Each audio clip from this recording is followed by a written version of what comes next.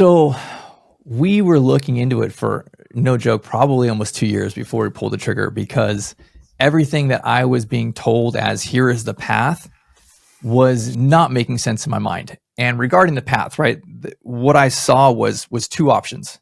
You had the big smelly facilities, right, like 60 beds, 100 bed, big corporate. Yeah. And then you had these small little owner operated ones where they buy a house and convert the garage and have like 6 beds or 8 beds.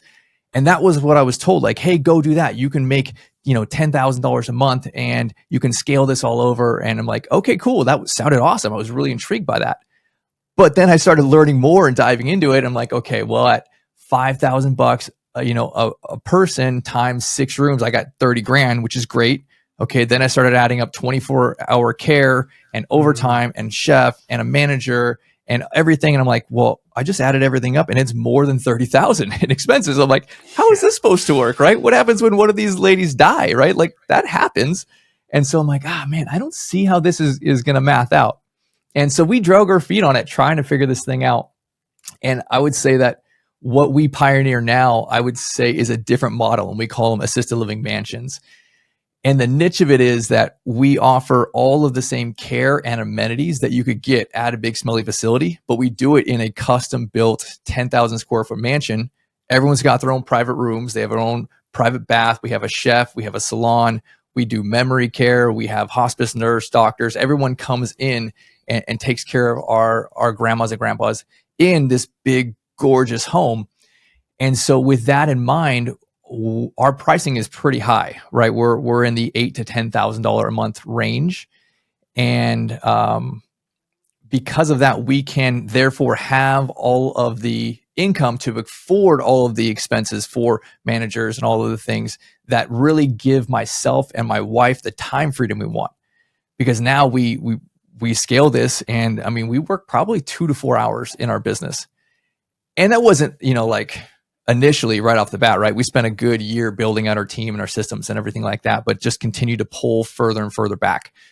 So I would say that the deal structure of what you're going to do in this space is probably the most important, because a lot of the times people jump into this because everyone's talking about, hey, this is the biggest opportunity. You have all these baby boomers. We're short, 500,000 beds for end of life care. So I should get into it. But if you do a small deal, the expenses are greater than the income potential, and you're just stuck with a new job, right? You might have a real estate play, but you're a slave to your business. And so you have to have the right, structure for this. Got it. That makes a ton of sense. So what's that tipping point in terms of number? Is it number of beds or number of rooms that you kind of calculate that where it does make sense or doesn't? Yeah, it's secondarily number of rooms, because really the biggest thing is your income, right? So okay. I think that I love the number around $120,000 a month of top line income, and then everything will pencil from there, right? I can have my staffing, which is about $40K. I can have my mortgage and PITI, which is about 20. I can have all my OpEx and stuff about 20, and then it will leave a net profit of about 40. You can also do it with, at least 100 grand. So I guess with that in mind, if we're at 16 residents times about $8,000 a month, even with vacancy, I can get to that top line number about 120 grand.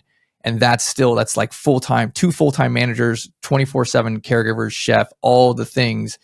And it gives me what I want most, right? Which is my time freedom. Wow. And that includes all the food and everything that they're eating. They're eating the $8,000 a month that each resident's paying. Okay. Yeah, exactly. And does this, cool. Yeah. And does this only work in certain areas because of that premium price point, or no, does this work across the country? Across the country. I don't know any state that it does not work in. And really where people get stuck on this is kind of 2 things. They get stuck first and foremost with the zoning, and then with the license type. So a lot of times people will be in a state and say, hey, you know what, Brett, I can't do what you're doing because my state only allows me to do 6 beds. And I'd say that's not true at all, right? In every single state, there is 60 bed facilities, right? Brookdale's in every state, right? There is a zoning type that they can be in, right? You're considering, hey, I'm going to buy a house and convert it. Well, that house is most likely residential zoning, And 99% of the time, the city says, no, you cannot do an assisted living that's business use in residential zoning. So that's really the first hurdle, right? Like, just think bigger than that, right? Go do commercial, go do multifamily, go do mixed use, go and talk to planning and zoning and find out what are the appropriate zoning types that I can do this in. I've done places where all of my buildings are either in a non-zoned area, or I've bought an agricultural land and had it reclassified into commercial to do this kind of stuff. And so you can for sure do it in any city, in any state. The second component why people get stuck and think they can't do a bigger deal is because of the license type. And state by state, license types are different, but usually there's two different ways that they'll classify you. It is either by size, and they may say, hey, 7 and above is a certain license type, or 16 and above is a certain license type. You just go and do the bigger license type. Just because it has more hoops doesn't mean you shouldn't, right? Like, don't be scared to do a profitable deal because there's more paperwork.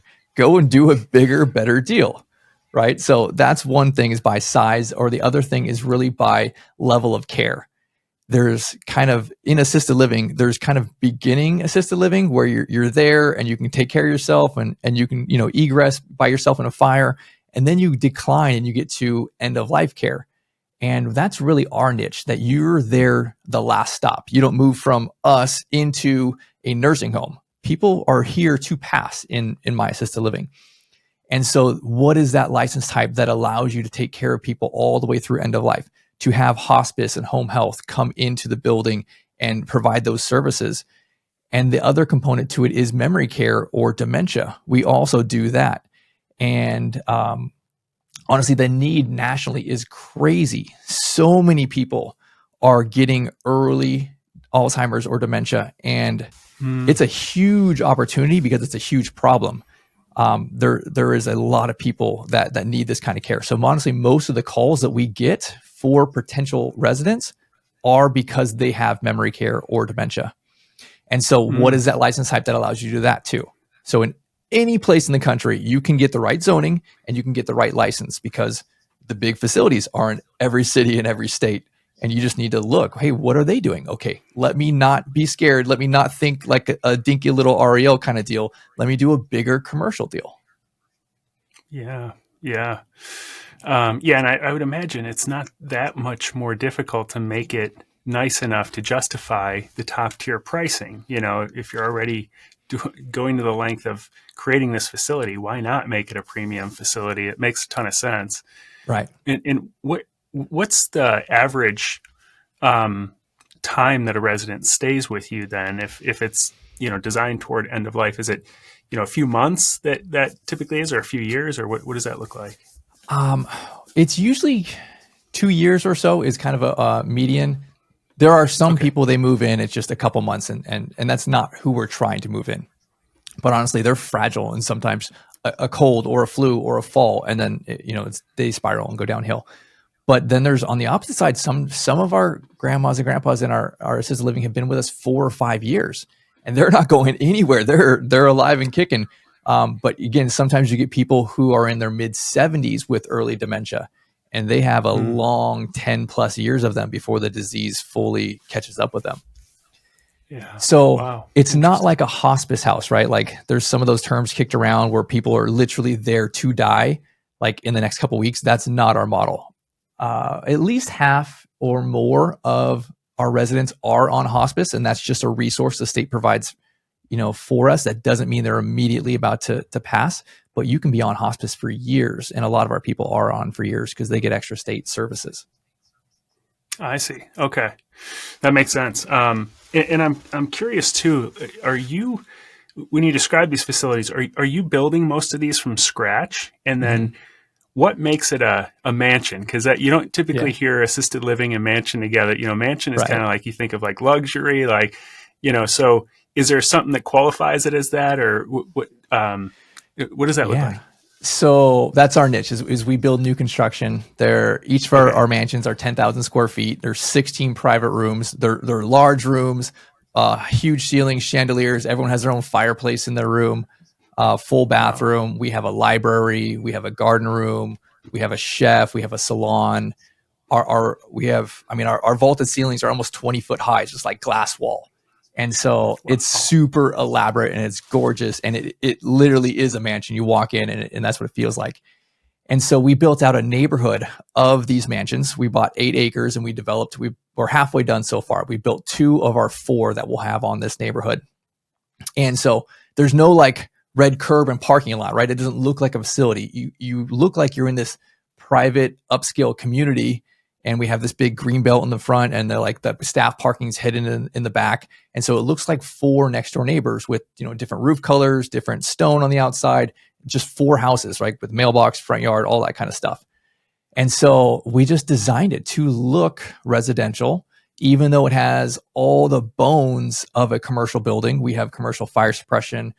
We have the fire suppression hood. We have commercial dishwashers, all the stuff. We checked all the bells and whistles we had to, but then we wrapped it with a skin that looks upscale residential, and it just made our site plan look like it's a little neighborhood instead of a big parking lot full of facilities. Wow, that's awesome. That makes a ton of sense. I can see why that would be so much more inviting for a resident who's pulling up there, as opposed to like more the institutional type look. So what does it cost you to build one of these 10,000 square foot facilities, and then where do you get the money for that? Yeah, so that's one of the awesome parts is we're building for about $3 million total development costs per building. And so I can break it down in this way. The actual building itself costs about $2 million, or about $200 a square foot. And then that's plus the land, right? And we bought 7.6 acres, and then it's plus all the site work. So that's plus our roads and infrastructure and utilities and all that kind of stuff. So when you take our total project, where we average out, because we have 4 buildings, to about 2.5 million per mansion on these things. And then we went SBA, and then so SBA will fund a lot of the soft costs as well. So they'll lend an extra several $100,000 for your interest and your furniture and working capital, marketing dollars, all of that. So really, pretty much we've been funded 85% of all of our capital. We just needed 15%, even the working capital reserves. There's a couple $100,000 that will end up writing off the loan because we didn't use it. The SBA funds a bunch of reserves and things. So appraisal came back at 6.1 million per building. With that kind of broken down, they do an as complete appraisal, and it's the real estate value, which is 5.1, and then the operations business side came back at 1 million per building. So we're again about almost 50% of build cost to the appraisal value. Wow, that's incredible. Yeah. And you mentioned SBA. So for those who don't know what that is, it's Small Business Association, and it's a government-backed loan, and they're notorious for not funding real estate.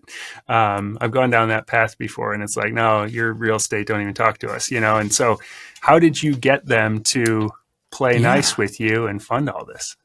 That is a great question. So SBA is perfect for this because we are first and foremost a business opportunity. And that's what the SBA does. They are for small businesses, for new businesses, for startups. And that's essentially what we are. We are first and foremost a business opportunity that comes with a real estate play. And so as you are going through this loan, they are funding both sides of the deal. You actually will go and sign loan docs as managing member real estate company, and then right below it, managing member operations company.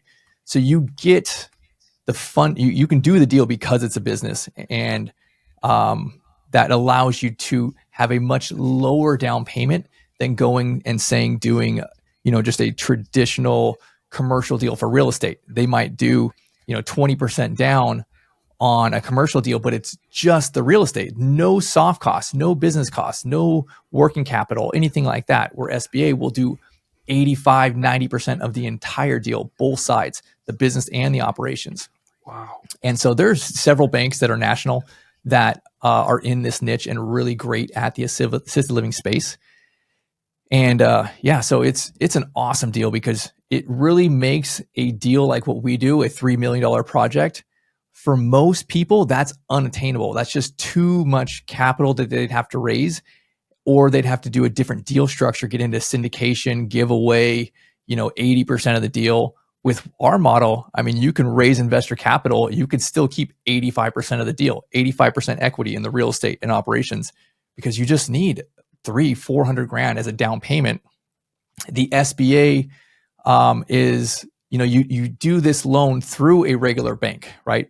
But that bank is using the SBA program, and that program pretty much guarantees that if you screw this thing up, the federal government's program here, SBA, will cover up to 85% of the bank's capital. So there's very little risks. So, I mean, honestly, if your appraisal comes back strong, then honestly, the bank has zero risk. And so because of that, they are much more open than most banks to do a deal like this where they're funding at such high leverage.